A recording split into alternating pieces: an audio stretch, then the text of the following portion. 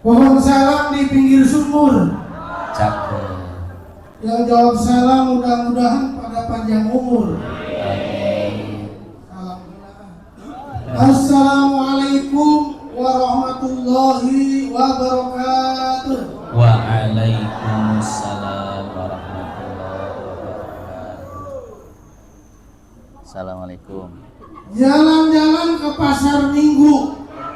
Halo. Halo. Dari pasar Minggu ke Ciputat. Oh iya Bu Haji ya. Iya, saya baca WA-nya. Melihat burung bangau di pinggir kali. Hampir seminggu tidak ketemu Pak Ustadz. Hatiku galau bagaikan Romi tanpa si Yuli. Masya Allah. Pulang ke Rawas Sentul. Udah satu dulu Pak Ustadz buat besok. Oh iya. Burung Irian, burung cendrawasih. Cakep. Cukup sekian, terima kasih. Yang mau bertanya dipersilakan.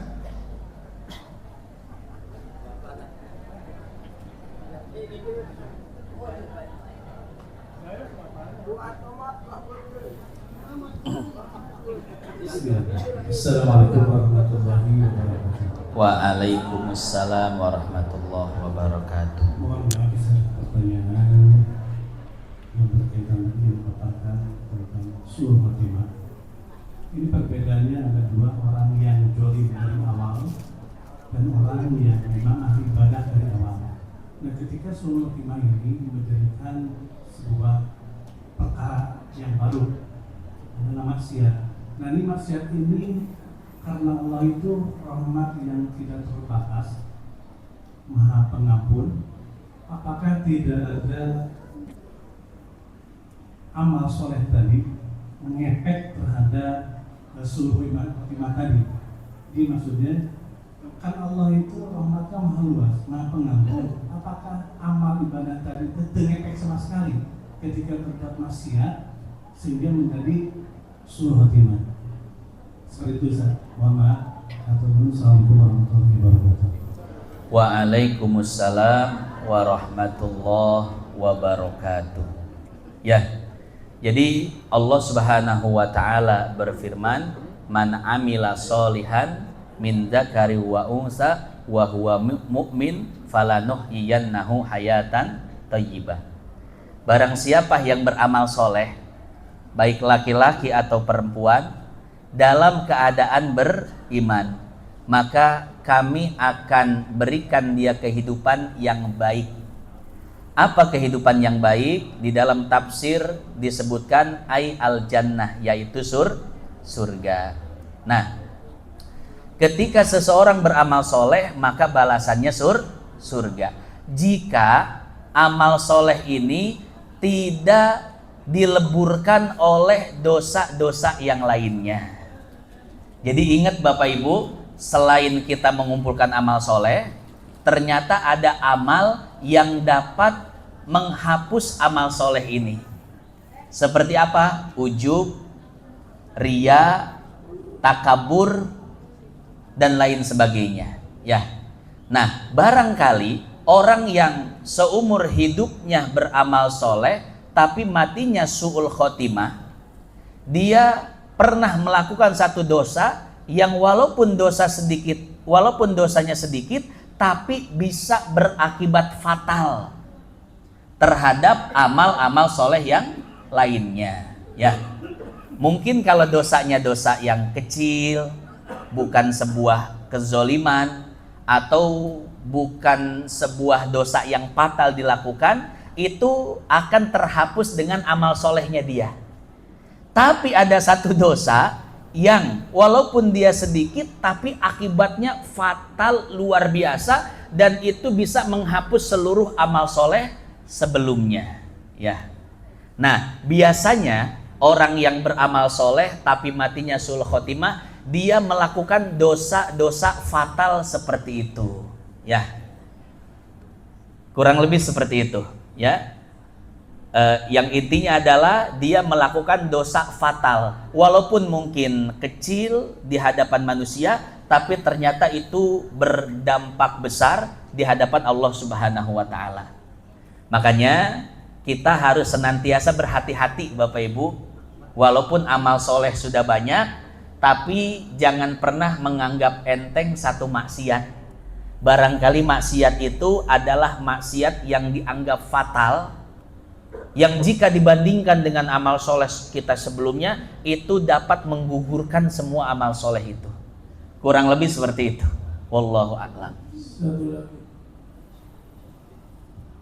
Assalamualaikum warahmatullahi wabarakatuh. Waalaikumsalam warahmatullahi wabarakatuh.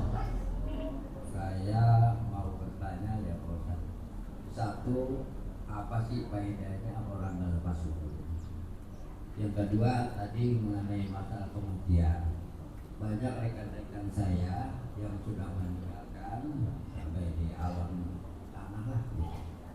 Artinya ada kawan saya yang enteng, saya ini ya ketemu ya rekan-rekan kita, ada yang berat, dan ada kawan yang setelah meninggal ya sudah dipeganglah sama saya, sudah dibandingkan lalu dipegang lagi kok lemes gitu. Mohon diutarakan lah Ustaz, mohon maaf ya sebelumnya. Assalamualaikum warahmatullahi wabarakatuh. Waalaikumsalam warahmatullahi wabarakatuh. Tadi yang pertama apa?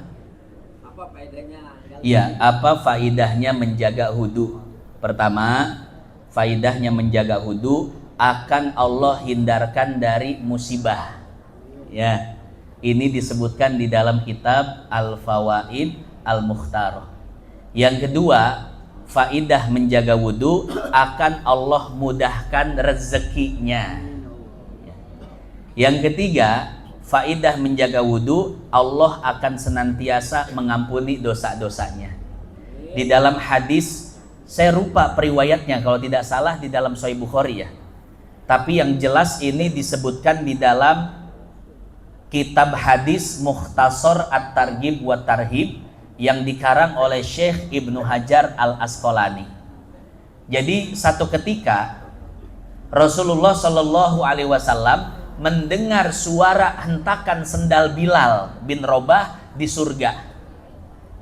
Maka awalnya Rasul tidak tahu itu hentakan sendalnya Bilal. Rasul bertanya kepada Jibril, "Wahai Jibril, suara apa itu?" Maka Jibril mengatakan, "Wahai Rasul, itu suara hentakan sendal Bilal. Orangnya masih di dunia, tapi jejak langkahnya sudah ada di surga."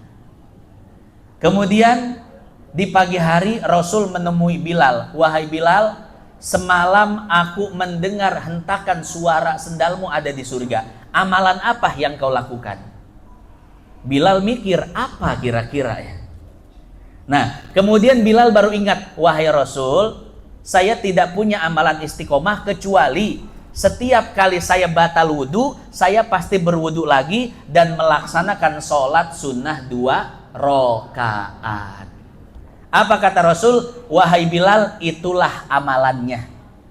Itu amalan yang membuatmu walaupun masih hidup di dunia, tapi suara hentakan sendalmu sudah terdengar di dalam surga." Itulah faidah dari senantiasa menjaga wudu. Cuman yang di kisah Bilal ini bukan cuma jaga wudu, tapi setiap selesai wudu sholat sunnah 2 rakaat. Ya. Nah, kurang lebih seperti itu. Itu beberapa faidah menjaga wudu. Dihindarkan dari musibah, dimudahkan rezeki, dan semua dosa diampuni oleh Allah Subhanahu wa Ta'ala. Kemudian bagaimana dengan fenomena jenazah yang ketika digotong ada yang berat, ada yang ringan, ada yang wajahnya seolah-olah tersenyum, ada yang wajahnya hitam, gelap, asem, dan lain sebagainya. Pugu kerhirup ge hasum banget. Gus Pai tambah hasum wae sih. Ya. Tapi ada yang sebaliknya, ketika di dunia mukanya nggak enak dilihat, tapi ketika meninggal senyumnya manis luar biasa. Ada yang ketika di dunia cantik, ganteng, tapi ketika meninggal dunia nggak enak dipandang. Ya, ada yang ketika dikubur maka liang lahatnya tidak pernah cukup untuk dimasukkan jenazahnya. Ada yang sebaliknya dikuburnya gampang, mudah, luar biasa. Itu fenomena apa? Ya, maka hadirin jamaah yang dimuliakan Allah, pertama itu rahasia Allah.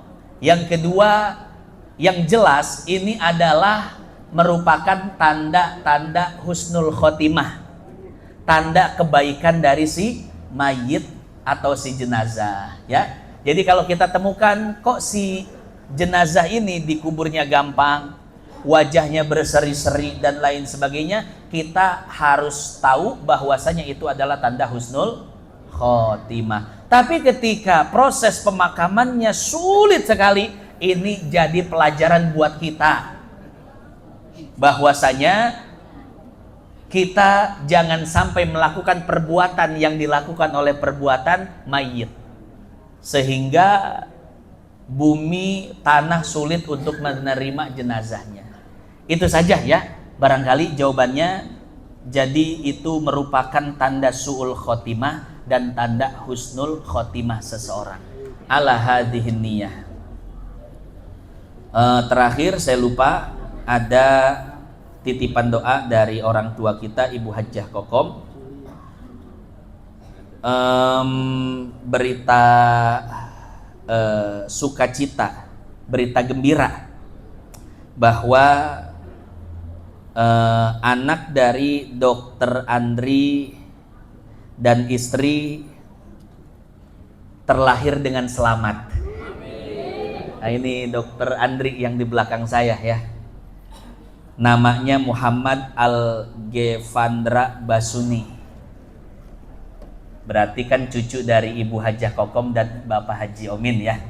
Kita doakan mudah-mudahan anak yang lahir ini Allah jadikan anak yang soleh, anak yang berbakti kepada kedua orang tuanya, anak yang bermanfaat bagi masyarakatnya, agamanya, bangsa dan negaranya. Ala hadhihi niyah. Al-Fatihah. A'udzubillahi minasyaitonirrajim. Bismillah. Alhamdulillahi rabbil alamin, arrahmanirrahim, maliki yaumiddin. Ihdinas siratal mustaqim, siratal ladzina an'amta 'alaihim ghairil maghdubi 'alaihim waladdallin.